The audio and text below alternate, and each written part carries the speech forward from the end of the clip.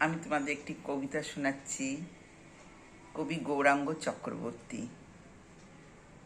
মা আমি ভালো নেই। কবিতাটির নাম মা আমি ভালো নেই। মা গো, আমি ভালো নেই।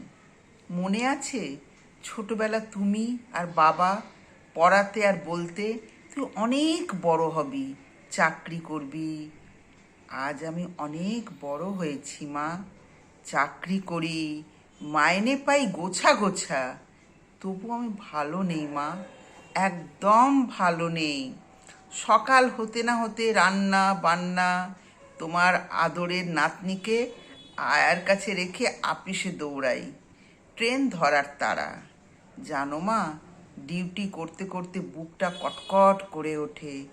বেসিনে ধুয়ে ফেলে দিই, যেটা আমার সোনা মায়ের মুখে দেবার কথা।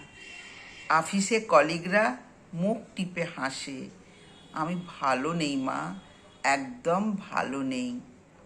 অফিস সেরে শরীরটা টানতে টানতে বাড়ি, তারপর সোনার দেখাশোনা, রান্না বান্না। আমি ভালো নেই মা, একদম ভালো নেই। তারপর বিছানা, সোনার ঘুম, তখনও কাজ বাকি, শরীর দেওয়ার কাজ। ভালো নেই মা, তোমার মেয়ে একদম ভালো নেই।